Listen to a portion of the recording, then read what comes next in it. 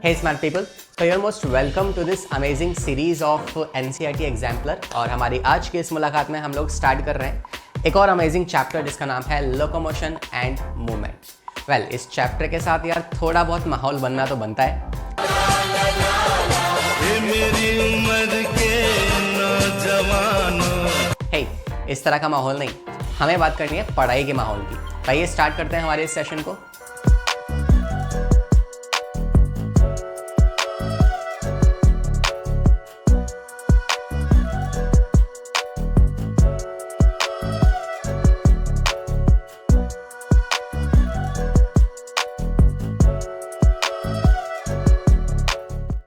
भाई पहले सवाल के साथ स्टार्ट करते हैं और जैसा कि आपको पता है कि यार क्वेश्चन को पहले देखना है, उसके ऑप्शन को खुद से अटेम्प्ट करना है, उसके बाद ही हम सॉल्यूशंस देखने वाले हैं, राइट। तो starting with the very first question, आप क्वेश्चन को अटेम्प्ट कीजिए। तो भाई सवाल कह रहा है आपसे पास आपको मैच करना है सिंपली, तो मैं इनको मैच कर देता हूँ, ऑप्शन आप मैच कर लीजिएगा। पहला कह रहा है fast muscle fibres, slow muscle fibres क्या होते हैं, एक्टिन फिलामेंट क्या है और सार्कोमियर क्या होता है, राइट। तो आपको छोटा सा मैं एक डेटा दे दूँ किसके बारे में, फास्ट मसल फाइबर्स के बारे में और स्लो मसल फाइबर्स के बारे में। तो अगर हम बात करें तो हमें पता है कि यार जो आपके दो तरह के मसल फाइबर्स होते हैं, एक होते हैं रेड मसल फाइबर, राइट, और एक होते हैं white muscle fibres.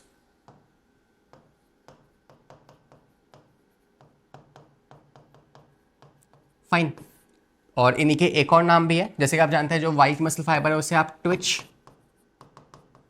Muscle fibre भी कहते हो, और जो आपका रेड वाला है इसको आप एक और नाम से जानते हो, that is tonic muscle fibre. अगर हम इनके कैरेक्टरिस्टिक्स की बात करें तो ये कौन कौन से दो टाइप की मसल्स होती हैं। तो रेड मसल्स जो आपकी जनरली पाई जाएंगी उसमें प्लेंटी ऑफ मायोग्लोबिन पाया जाएगा, ठीक है। सेकंड, इसमें आपको प्लेंटी ऑफ ब्लड कैपिलरीज पाई जाएंगी। एंड तीसरा आप कह सकते हो कि इसके पास ज़्यादा अमाउंट में, एक तरीके से ये एक ऐसी मसल है जो कि कॉन्टिन्यूसली वर्क कर सकती है, तो ये टायर्ड नहीं, ये थकेगी नहीं, ठीक है। तो it's like it never gets fatigue and there is a lot of sarcomeres. ज़्यादा अमाउंट में सार्कोमियर्स होंगे, वहीं इनके पास लेस मात्रा में क्या होंगे, सार्कोप्लाज्मिक रेटिकुलम होगा। इसके अलावा आप कह सकते हो कि they will like less fatigue, बहुत जल्दी थकेगी नहीं है, ठीक है। और ये इनकी कुछ बेसिक कैरेक्टरिस्टिक्स है। तो मेन आपको याद कर रखना है ये तीन चीज़ें। और ये कैसा रेस्पिरेशन परफॉर्म करेंगे, तो aerobic respiration, okay. Aerobic respiration और लेस मात्रा में इनके पास ग्लाइकोजन होगा। ये कुछ कैरेक्टरिस्टिक हैं जो आपको इनकी ध्यान रखनी है। इन्हीं के ऑपोजिट कैरेक्टरिस्टिक्स जो होंगी वो आपके वाइट फाइबर्स की हो जाएंगी, कि इनके पास मायोग्लोबिन कम होता है इनके पास, ठीक है, ब्लड कैपिलरीज कम होती हैं, सार्कोमियर भी कम होता है और सार्कोप्लाज्मिक रेटिकुलम इनके पास ज़्यादा हो जाएगा, तो ये अनएरोबिक रेस्पिरेशन परफॉर्म करेंगी। एंड ग्लाइकोजन इनके पास ज़्यादा होता है। एग्जाम्पल्स की बात करें तो इनकी यहाँ पे आपके एग्जाम्पल्स आते हैं। यू कैन से जो कुछ ईगल है ना, ईगल के जो विंग्स होंगे वहाँ पे जो आपकी मसल्स होंगी वो इस तरह की मसल्स होंगी, बिकॉज वो कॉन्टिन्यूसली काम कर रहे हैं, है ना। इट्स नॉट लाइक समथिंग के वो बहुत फास्ट एक्टिंग नहीं है, लेकिन वो स्टेबल है एक जगह पे, राइट, और फिर वो काम कर रहे हैं। वहीं पर अगर हम इनकी बात करें तो जैसे आपकी आई जो होती है ना, जो आपके पास यू कैन से आई मसल जो है, या आप अपनी आई को ब्लिंक करते हैं तो वहाँ पे जो मसल्स है वो कॉन्टिन्यूसली वर्क कर रही हैं, फास्ट काम कर रही है ना। तो वो एग्जाम्पल्स है किसके, आपके इन वाली मसल्स का। तो fully now it's clear. Important बात क्या है इनमें से, आपको ध्यान ये बात रखनी है, पहली, दूसरी, तीसरी, किसके पास ज़्यादा होते हैं, आपके पास ये जो सार्कोमियर हो गया, ठीक है, और मायोग्लोबिन्स हो गए, तो ये इनके पास ज़्यादा हैं, इनके पास कम है। आते हैं सवाल पे वापस। तो अगर हम सवाल को देखें तो हम सिंपली प्रिडिक्ट कर सकते हैं कि यार फास्ट एक्टिंग, अच्छा सार्कोमियर क्या होता है, सार्कोमियर कॉन्ट्रैक्टिंग यूनिट होती है, हम जानते हैं मसल की। सो इसका आंसर तो ये हो जाएगा, ठीक है। एक्टिन फिलामेंट मिलके क्या बनाते हैं, आई बैंड्स फॉर्म करते हैं, ये भी हम जानते हैं। इसके अलावा जो आपने देखा था कि कौन सी वाली मसल थी जिसमें अनएरोबिक रेस्पिरेशन हो रहा था, वाइट मसल, है ना। और वाइट मसल में अनएरोबिक रेस्पिरेशन होगा तो वहाँ पे ज़्यादा से ज़्यादा लैक्टिक एसिड एक्यूमुलेट होगा, तो इसका आंसर ये हो जाएगा। और स्लो वाले पे मायोग्लोबिन ज़्यादा होता है, तो ये आंसर हो जाएगा, ठीक है। ध्यान रखना कि ये स्लो एक्टिंग है, ये फास्ट एक्टिंग है, जैसे आई बॉल के एग्जाम्पल से आप याद रख लीजिएगा, ठीक है। So it's fast acting and that's slow acting. तो होपफुली आपको ये वाला सवाल जो है ये क्लियर हो गया होगा। आते हैं अगले सवाल की तरफ। तो इसका आंसर क्या होगा? इसका आंसर आप मैच कर लेना, स्टिल मैं भी कर देता हूँ, ठीक है। सी का फोर्थ हो जाएगा, या आप कह सकते हो ए का सेकंड हो जाएगा, एंड सी का फोर्थ। तो आई थिंक ये वाला आंसर है इसका, ठीक है। तो बी का फर्स्ट हो जाएगा एंड सी का फोर्थ। हाँ, this is the correct answer. आते हैं अगले सवाल पे। कह रहा है रिप्स आर अटैच टू। तो अगेन हमारे स्केलेटल, इस चैप्टर में हमने दो पार्ट्स पढ़े हैं। एक हमने पढ़ा है मसल वाला पार्ट, एक हमने पढ़ा है आपकी स्केलेटल सिस्टम वाला पार्ट, कि कितनी बोन्स होती हैं, कैसे वो अटैच होती हैं, जॉइंट्स क्या होते हैं, ला ला ला, ठीक है। तो अगर हम यहाँ पे बात करें कि यार रिप्स जो है वो अटैच हैं किसके साथ, तो ribs is like this. Thoracic chamber में जो हमारे पास रिप्स प्रेजेंट है, वो अगर हम बात करें वेंट्रली एंड डोर्सली, तो वेंट्रली वो आपके स्टर्नम से अटैच होंगी, ठीक है। और डोर्सली अगर हम बात करें तो वो आपके लाइक एक काइंड ऑफ स्पाइनल कॉर्ड से कनेक्ट हो रखी होती है, या वर्टिब्रा से कनेक्ट हो रखी होती है, ठीक है। तो इसका आंसर क्या होगा? सिंपली आपकी जो रिप्स हैं यहाँ पे वर्टिब्रल कॉलम्स तो एग्जाम्पल में नहीं है, तो ऑब्वियसली स्टर्नम ही हमारा एग्जाम्पल होगा जिसके थ्रू वो अटैच होती है। स्टर्नम क्या आप जानते हैं? अगर आपसे कोई सवाल पूछे स्टर्नम के बारे में तो उसके पार्ट्स पूछ सकता है। तो स्टर्नम के जो पार्ट्स होते हैं, सबसे ऊपर वाला, इसे आप कहते हो मनुब्रियम, this is called as body and this is called as xiphoid, okay. तो ये तीन क्या है? ये आपके पार्ट्स हैं किसके? स्टर्नम के, which is a flat bone और अ चेस्ट बोन, ठीक है। Next, what is the type of movable joints present between the Atlas and axis. Atlas and axis के बीच में कौन कौन से किस टाइप का जॉइंट पाया जाता है? तो एटलस एंड एक्सिस आप जानते हैं C1 C2 है आपके पास, है ना। We have a spinal cord, उसका सर्वाइकल जो रीजन होता है, 7 सर्वाइकल्स भी हैं। तो 7 सर्वाइकल में से फर्स्ट और सेकंड जो सर्वाइकल होंगे वो आपका एटलस एंड एक्सिस है। तो उनके बीच का जो जॉइंट होता है ना, वो बहुत स्पेशल जॉइंट है, वो बाकियों की तरह नहीं होता, वो स्पेशल है, because it's like a kind of this kind of joint. Like अगर मान लो ये आपके पास एक्सिस है एंड दिस इज एटलस, तो ये ऐसे कनेक्ट होंगे और ऐसे ऐसे मूवमेंट करवाएंगे, है ना। That's the movement of my head, ऐसे, ठीक है। नॉडिंग के लिए रिस्पॉन्सिबल है, नो कहने के लिए, येस कहने के लिए। तो नो कहने के लिए बेसिकली ये वाले जॉइंट्स प्रेजेंट होगा, तो this type of joint is called as pivot joint, ठीक है। तो इट्स लाइक ऐसे कोई एक बोन है, उसके अंदर ये दूसरी वाली बोन है और ये ऐसे रोटेशन कर रही है, ठीक है।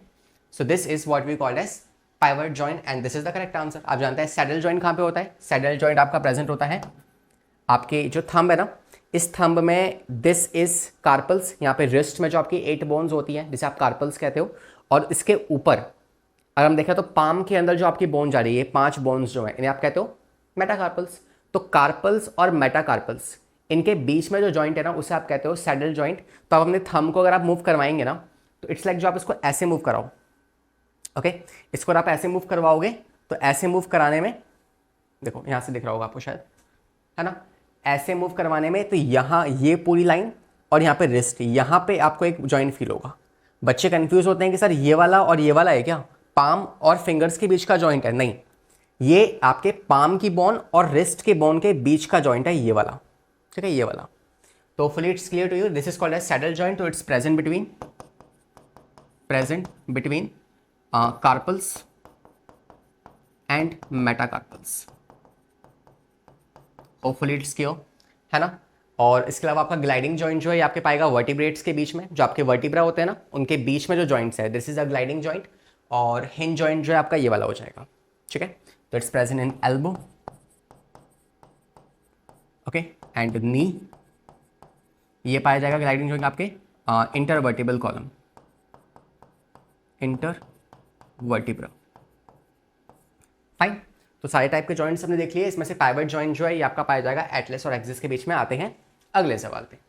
80 पेस की बात कर रहा है, of the muscle is located in. तो 80 पेस कहाँ प्रेजेंट होगा? तो नाउ इसके लिए आपको आनी चाहिए स्लाइडिंग फिलामेंट थ्योरी, जो कि आपको बताती है what is the mechanism of muscle contraction, ठीक है। अच्छा, एक सवाल यहाँ से बन सकता है कि बताओ जो स्लाइडिंग फिलामेंट थ्योरी है, sliding filament theory, it was given by which scientist? So this is something which you have to comment me, है ना। ये आपका होमवर्क है, आप बता करके मुझे कमेंट करेंगे। मैं आपको हिंट दे सकता हूँ कि उनका नाम H से शुरू होता है, ठीक है, ओके। सेकंड अगर हम बात करें इस सवाल के ऊपर, तो सवाल आपसे कह रहा है कि बताओ एटीपेस कहाँ पाया जाएगा, तो आपको इसके लिए आना चाहिए कि जो मायोसिन होता है और एक्टिन होता है, इनका स्ट्रक्चर क्या होता है। तो मायोसिन के स्ट्रक्चर की अगर हम बात करें तो मायोसिन के स्ट्रक्चर में we have these two, tail वाला पार्ट एंड यहाँ पे आ जाएंगे इनके हेड। ठीक है, तो ये जो हेड वाला पोर्शन है ना, हेड वाले पोर्शन पे एक तो होती है क्या, एक्टिन बाइंडिंग साइट, और एक होती है क्या, एटीपी बाइंडिंग साइट।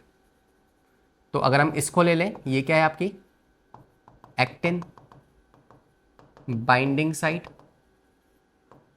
एंड ये जो लाइट ब्लू है या नियॉन कलर में जो है, this is, you can say this is ATP binding site और ATPase site. So what happen, जब भी आपके जो मसल कॉन्ट्रैक्शन हो रहा होता है तो आप जानते हैं मसल कॉन्ट्रैक्शन का पहला स्टेज कौन सी होती है, रिलैक्सिंग स्टेज और रेस्टिंग स्टेज। रेस्टिंग स्टेज में आप जानते हैं क्या होता है कि इस मायोसिन के हेड के ऊपर एटीपी लगा होता है, वो एटीपी कन्वर्ट होता है adenosine diphosphate and inorganic phosphate के अंदर, राइट। तो मायोसिन हेड पे क्या हो रहा होगा, मायोसिन हेड में कौन सी स्टेज में, रेस्टिंग स्टेज में। रेस्टिंग स्टेज में यू विल नोटिस कि वहां पे जो एटीपी है वो कन्वर्ट होगा एडीपी प्लस इनऑर्गेनिक फॉस्फेट में, और इसके कन्वर्जन की वजह से देयर इज अ ट्विस्टिंग और rotation in the head of the myosin, वो 90 डिग्री पे रोटेट हो जाएगा, है ना। तो इट्स लाइक मायोसिन के टेल के हिसाब से अब जो हेड है वो 90 डिग्री पे आ जाएगा। This is what happens in the resting stage. तो ये क्यों हुआ, ये हुआ because of the conversion of ATP into ADP and inorganic phosphate. Sir इससे फायदा क्या हुआ, फायदा हमें इससे ये मिला कि यार जो पहले जब इस पे एटीपी जुड़ा हुआ था इस एटीपी वाली साइट पे ना, तो इसके पास एक्टिन के साथ, है ना, मायोसिन के हेड का एक्टिन से जुड़ने की जो एफिनिटी थी ना वो कम थी। लेकिन जैसे ये एटीपी एडीपी और इनऑर्गेनिक फॉस्फेट में कन्वर्ट हुआ तो उस टाइम पे इसकी, किसकी, मायोसिन हेड की एफिनिटी इंक्रीज हो गई टूवर्ड्स द एक्टिन। तो इसकी एक्टिन के साथ बाइंडिंग की जो एफिनिटी है वो इंक्रीज हो जाती है, और ये जो एटीपीज है वो कहां पाया जाएगा आपके पास, तो ये प्रेजेंट होगा आपके मायोसिन के हेड के ऊपर। तो ऑप्शन नंबर, मायोसिन के भी हेड वाले पोर्शन पे ये प्रेजेंट होगा। ये इसका टेल वाला पोर्शन है, ये इसका हेड वाला पोर्शन है, तो वहां पे ये पाया जाएगा। एंड ये एटीपेज एंजाइम है जो कि एटीपी को कन्वर्ट करेगा इस एडीपी एंड इनऑर्गेनिक फॉस्फेट के अंदर। So this will be done by ATPase. Hopefully the question is clear to you. ठीक है, फिर इसके बाकी अदर स्टेप्स भी आते हैं, है ना। सबसे पहला रेस्टिंग स्टेज होगा, उसके बाद नेक्स्ट स्टेप कौन सा आएगा इसके पास, that is you can say sliding होगा, स्लाइडिंग वाला। थर्ड स्टेप कौन सा आएगा, स्ट्रोक, पावर स्ट्रोक आ जाएगा, और चौथा स्टेप क्या आएगा, वापस से रिपीट हो जाएगी cycle. Done, hopefully this is clear to you. आते हैं अगले सवाल पे, कह रहा है intervertebral disc is found in vertebral columns of. Intervertebral disc जो है कहाँ पाई जाएगी, तो आपको पता है कि इंटरवर्टिबल डिस्क जो है, वैसे तो आपको पता है वर्टिब्रा इन सब में पाए जाएंगे because they all are vertebrate, लेकिन जो इंटरवर्टिबल डिस्क है मतलब एक वर्टिब्रा और दूसरे वर्टिब्रा के बीच में एक डिस्क प्रेजेंट होगी, वो डिस्क पाई जाती है ओनली ऑन इन मैमल्स। ठीक है, तो इसमें क्या होता है आपके पास, intervertebral disc is present there, okay. और इस ये इंटरवर्टिबल डिस्क किससे बनी होती है, तो it's like a ring like a structure, ring like disc होती है, जिसका एक होता है आउटर पोर्शन, एक होता है इनर पोर्शन, राइट। जो इनर वाला पार्ट है ये बना होता है आपके इलास्टिन से, और आउटर वाला जो पार्ट है ये बना होता है फाइब्रस कार्टिलेज, ओके। तो इलास्टिन एंड कार्टिलेज से ये बनी होगी आपकी intervertebral disc which is present only in the case of mammals. Hopefully this question is clear. अगला सवाल एक और इंटरेस्टिंग सवाल है और काफ़ी बेसिक भी है। आपसे पूछा जा रहा है बताओ सीक्वेंस क्या होता है आपके जो स्पाइनल कॉर्ड है उसके अंदर जो डिफरेंट वर्टिब्रा पाए जाते हैं उनका सीक्वेंस क्या होता है। तो इट्स वेरी सिंपल, हम बचपन से मतलब पढ़ते आ रहे हैं, बचपन in the sense lower grade से हम इस बात को पढ़ते आ रहे हैं कि सबसे पहले क्या होता है, सबसे पहले सर्वाइकल रीजन होगा, सर्वाइकल के बाद लाइक इस तरीके से हमारे पास अगर स्पाइनल कॉर्ड है, so this first region is called as cervical region, जिसमें C7 फॉर्मूला बनेगा, है ना। तो सात सर्वाइकल वर्टिब्रे होंगे, फिर आएंगे आपके thoracic, that is T12। Next जो आपके पास आएंगे वो आएंगे T12, ठीक है। फिर आएगा आपका तो first of all cervical, then thoracic, then you have लुम्ब्रल,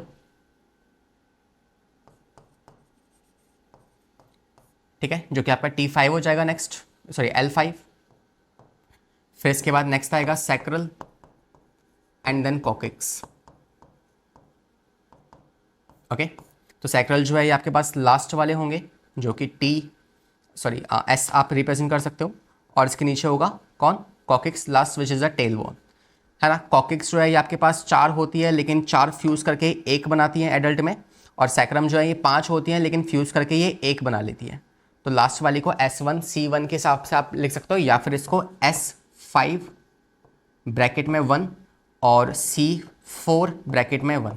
तो इस तरीके से आप इसे रिप्रेजेंट कर सकते हो कि भाई 5 थी, लेकिन उन्होंने फ्यूज़ करके एक बना दी। तो एम्ब्रियोनिक स्टेज में 5 सैक्रल थी, लेकिन बाद में वो एक हो गई फ्यूज होने के बाद। तो ऐसे भी आप इसे रिप्रेजेंट कर सकते हो। This is the correct answer. Which one? Option number D, that is cervical, thoracic, lumbar, sacrum and coccyx. Done. Next पे आते हैं। Which of the following pair is incorrect? कौन सा इनमें से गलत है भाई? सवाल ध्यान से पढ़ना है ना। इनकरेक्ट की जगह करेक्ट नहीं पढ़ना है, obviously, very basic thing. Next आते हैं, बताओ इनमें से कौन सा जॉइंट सही है, सॉरी कौन सा जॉइंट गलत है। तो बात की जाए hinge joint between the humerus and the pectoral girdle, क्या हिंज जॉइंट जो है ये आपके पेक्टोरल गिडल और ह्यूमरस के बीच में पाया जाता है? No, I don't think so, because pectoral girdle और ये जो आपके पास हिंज है और वी कैन से जो ह्यूमरस का हेड है, इसके बीच में कौन सा जॉइंट होगा? Tell me, very simple. मैं थोड़ी सी एक्सरसाइज कर लूँ अब तक, है ना। कौन सा है? This is called as ball and socket joint, ठीक है। So it's a ball and socket joint, तो this will be obviously the incorrect option. बाकी ऑप्शन सही होंगे, चेक कर लेते हैं। पाइवट जॉइंट एटलस एक्सिस के बीच में, बिल्कुल सही है। ऑसिपिटल कॉन्डाइल, ठीक है। नेक्स्ट यू कैन से ग्लाइडिंग जॉइंट की बात की जाए तो कार्पल्स के बीच में ग्लाइडिंग जॉइंट होगा और इंटरवर्टिबल जो कॉलम है उनके बीच में होगा। सैडल जॉइंट जो है ये कार्पल और मेटाकार्पल्स के बीच में होगा, थंब के। This is the correct answer, okay. अगला सवाल, knee joint and the elbow joints are the examples of. Knee joint and elbow, this one, which one is it? याद किया हमने सारे के सारे जॉइंट्स, है ना। So we have different type of synovial joints, उनमें से एक जॉइंट हमने पढ़ा था, कौन सा वाला? दैट इज हिंज जॉइंट, जो आपके एल्बो और नी में पाया जाएगा, which allow only one directional movement, one directional movement. Fine. अगले सवाल पे आते हैं। कह रहे हैं मैक्रोफेजेस एंड ल्यूकोसाइट्स एग्जिबिट। तो यार ये हमारे इस चैप्टर का सबसे फर्स्ट वाला टॉपिक था। वहाँ हमने पढ़ा था किस किस तरह की मूवमेंट होती है ना। जैसे अमीबा जो है वो अमीबॉइड मूवमेंट शो करता है। वहीं हमने पढ़ा था कि जो आपकी मैक्रोफेजेस या WBC होती हैं वो भी कैसी मूवमेंट शो करती है? Amoeboid movement. क्यों शो करती है? क्योंकि they are phagocytic in nature, they are phagocytic in nature, that is why they perform this kind of movement. बाकी फ्लैजुलर मूवमेंट जो है आपको पता है ह्यूमन बॉडी में सिर्फ ऐसा एक ही सेल है जो फ्लैजुलर मूवमेंट शो करता है, एंड दैट इज स्पर्म, ठीक है। ग्लाइडिंग मूवमेंट हमने देख लिया, और इसके अलावा सिलेरी मूवमेंट जो है आपके पास पैरामीशियम हो गए, ये सारे एग्जाम्पल्स इसमें आ जाएंगे, ठीक है। Euglena, paramecium, okay. 10th question पे आते हैं। कह रहा है which one of the following is not a disorder of bone. इनमें से कौन सा बोन का डिसऑर्डर नहीं है? तो हमने बोन के काफ़ी डिसऑर्डर्स पढ़े हैं, मसल्स के भी और बोन्स के भी। मसल्स में क्या था? मसल्स के आपके जो डिसऑर्डर्स थे, तो वहाँ हमने डिफरेंट डिस्कस किया था, like myasthenia gravis, that was a disorder of muscles, है ना। और अगर हम बात करें दूसरे बोन्स के डिसऑर्डर्स के बारे में, तो हमने काफ़ी सारे पढ़े थे, जैसे गाउट हो गया, sorry osteomalacia, rickets and osteoporosis, है ना, आर्थराइटिस। आर्थराइटिस में हमने 3 कंडीशंस देखी थी, गॉटी आर्थराइटिस हो सकता है, या फिर रूमेटॉइड आर्थराइटिस हो सकता है, या फिर ऑस्टियो आर्थराइटिस हो सकता है। तो ये 3-4 तरह के हमने आर्थराइटिस पढ़े थे। तो ऑप्शंस मैच करते हैं, इनमें से कौन सा डिसऑर्डर नहीं है बोन्स का? तो आपको पता है आर्थराइटिस होता है, जिसमें क्या होता है? There is a inflammation, inflammation of joints, ठीक है। इन्फ्लामेशन ऑफ जॉइंट्स हो जाएगा, या आप कह सकते हो साइनोवियल फ्लूइड जो है वो कम हो जाएगा बोन्स के जॉइंट्स के अंदर, that can lead to again what arthritis. Second, अगर हम ऑस्टियोपोरोसिस की बात करें तो ऑस्टियोपोरोसिस में क्या होता है, यहाँ पे ईस्ट्रोजन का जो लेवल है वो कम हो जाता है बॉडी के अंदर, एंड इसके लेवल के कम होने की वजह से क्या होता है, इन सच कंडीशंस लाइक बॉडी के अंदर कैल्शियम जो होता है वो बोन से निकलना शुरू हो जाता है, and that leads to again osteoporosis, that is decrease in the calcium in bones. इसका कारण एक और हो सकता है, दैट इज पैराथायरॉयड हार्मोन। अगर पैराथायरॉयड हार्मोन जो है उसका एक्सेस प्रोडक्शन होने लगे, हाइपोथायरॉयडिज्म अगर हो जाए, तो उस कंडीशन में भी ऑस्टियोपोरोसिस हो सकता है, ठीक है। तो इट मीन सिंपली बोन्स में से कैल्शियम का लेवल कम हो गया है तो वो वीक हो जाएंगी, तो अगेन बोन का डिसऑर्डर है। रिकेट्स क्या होता है आपको पता है, विटामिन डी की डेफिशिएंसी की वजह से रिकेट्स, जिसमें बोन टेढ़ी मेढ़ी हो जाती है, ठीक है। इसके अलावा आर्थरोस्क्लेरोसिस जो है ये आपका बोन का डिसऑर्डर नहीं है, ये आपका डिसऑर्डर है जहाँ पे एट्रियल की जो वॉल होती है या आर्टरीज की जो वॉल होती है उसमें उनकी थिकनिंग हो जाती है because of the accumulation of cholesterol, है ना, या फिर फैट्स के ट्राइग्लिसराइड, फैट, कोलेस्ट्रॉल, इनके एक्यूमुलेशन की वजह से जो आर्टरीज की वॉल है वो थिक हो जाएंगी, है ना, and that will lead to like high BP की प्रॉब्लम हो जाएगी या फिर ब्लड ठीक से पास नहीं हो पाएगा। So it is not the disorder of bones, so this is the correct answer. Easy. Next सवाल पे आ जाए। कह रहे विच one of the following statement is incorrect, कौन सी स्टेटमेंट गलत है। तो हम जानते हैं कि यार heart muscles are striated and involuntary, तो इसके लिए आपको डेटा ध्यान के रखना है। सबसे पहली बात, we have 3 types of muscles, skeletal muscles, we have you can say smooth muscles, and we have cardiac muscles. Okay, ये जो 3 टाइप की मसल्स हैं, इन 3 टाइप की मसल्स में से फर्स्ट वाली स्ट्राइटेड होती है, ठीक है, they are what, they are striated as well as voluntary और इनवॉलेंट्री, दे आर वॉलेंट्री, ठीक है। सेकेंड की अगर हम बात करें तो ये जो आपके पास स्मूथ मसल्स हैं ये आपकी स्मूथ होती हैं, मतलब नो स्ट्राइएशंस, प्लस में they are involuntary.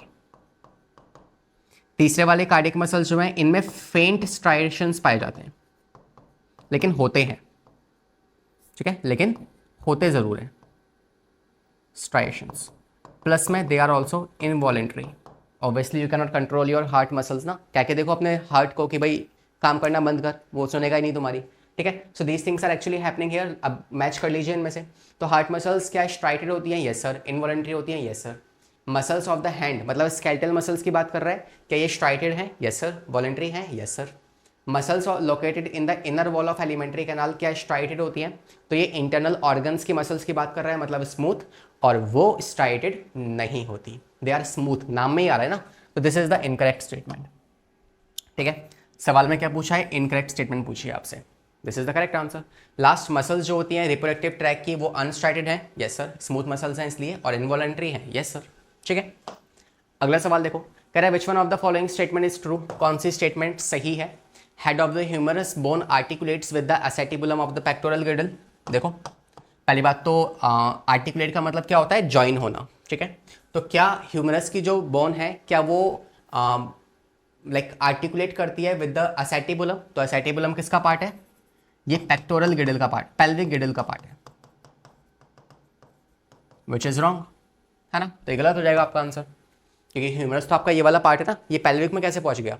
Next, head of the humerus articulates with the glenoid cavity of pectoral girdle, this is correct, है ना। आपके पास ये क्या है, दिस इज पेक्टोरल गिर्डल, और ये ह्यूमरस है, तो पेक्टोरल गिर्डल और ह्यूमरस के बीच में कौन सी कैविटी होती है, ग्लिनॉइड कैविटी, वहां पे बनती है आपके पास ये वाला attachment and ball and socket joint. यहाँ पे आप देख भी सकते हैं इस वीडियो के अंदर, ये देखो, ये क्या है, ये स्कैपुला हो गई, स्कैपुला के आगे क्या है, ग्लिनॉइड कैविटी है, ये ह्यूमरस है, ये जब अटैच करेगी इसके साथ तो यहाँ पे बनेगा कौन सा वाला joint, ball and socket joint, and this is what you can see, है ना।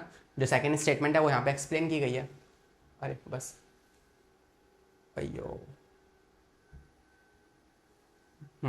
ठीक है। सेकंड थर्ड की बात करें तो ये आपका सही ऑप्शन है। तीसरा कह रहा है head of the humerus bone articulates with the cavity of acetabulum of pelvic, तो भाई ये भी आपका गलत हो जाएगा, ठीक है, बिकॉज ह्यूमरस जो है वो पेल्विक रीजन में नहीं होता। Head of the humerus articulates with glenoid cavity of pelvic region, नहीं, ग्लिनोइड कैविटी जो है वो पेक्टोरल गिडिल का पार्ट है, पेल्विक गिडिल का पार्ट नहीं होता, ये भी रॉन्ग है। तो option number B is the correct answer. Next पे आते हैं, muscle with characteristic striations and involuntary. अभी बताया यार आपको स्ट्राइएशंस होना चाहिए और इनवॉलेंट्री कौन होती है? कार्डियक मसल्स, ऑप्शन का है, या मसल्स ऑफ द हार्ट। ठीक है, अगला सवाल आपको इनको मैच करना है और ये आखिरी सवाल है, फटाफट से करते हैं। ठीक है, पहले आप खुद से अटेम्प्ट कीजिए एक बार। देखो स्टर्नम की बात करें तो फ्लैट बोन है आपकी, है ना, तो sternum is a flat bone. और कौन कौन सी फ्लैट बोन है आपकी बॉडी के अंदर? जैसे एक तो स्टर्नम हो गया, इसके अलावा आप बात कर सकते हो कि आपकी जो फेशियल बोन्स हैं, है ना, वॉर्मर जो बोन होती है, नेजल जो बोन होती है, स्कल की जो बोन होती है, ये सारी बोन्स क्या हैं? ये फ्लैट बोन्स होती हैं। ठीक है, फ्लैट हैं। नेक्स्ट ग्लिनोइड कैविटी जो है वो क्या फॉर्म करेगी? I think pectoral girdle. ठीक है, फ्रीली मूवेबल जॉइंट्स कौन से होते हैं? साइनोवियल जॉइंट्स होते हैं फर्स्ट। कार्टिलेजियस जॉइंट कहाँ होंगे? आपके वर्टिब्रा में पाए जाएंगे। कार्टिलेजियस जॉइंट कैसे होते हैं? स्लाइटली इमूवेबल या slightly movable, slightly movable joints होते हैं। ये प्रॉपर्ली फ्री टू मूव नहीं है, लेकिन हल्का हल्का मूवमेंट करवा देंगे। ठीक है, लाइक यू कैन से कि आप जब बैक ऐसे करते हो तो आप क्या कंप्लीटली या फ्लेक्सिबिलिटी के साथ कर सकते हो। Obviously with practice we can do this, मगर अभी तो नहीं कर पाओगे ना, लाइक इतना फ्लेक्सिबल तो नहीं है ये चीज़ जितना फ्लेक्सिबल हमारे हाथ पैर हैं, तो इट्स लाइक स्लाइटली मूवेबल। ठीक है, तो आप मैच कर लीजिए, ए के साथ फोर्थ जाएगा एंड बी के साथ थर्ड जाएगा, तो option number B is the correct answer. ठीक है, this is the cut and this is how we complete the NCERT exemplar of locomotion and movement also. तो होपफुली आपको ये वीडियो पसंद आई होगी, हमने सारे सवाल लगा लिए हैं इस एनसीईआरटी एग्जाम्पलर के एंड एक क्विक रिवीजन भी आपका हो गया होगा। If you like the video hit the like button and if you have any suggestion for me, please let me know in the comment section. We'll meet you in the upcoming session. Subscribe the channel. Bye bye. Take care.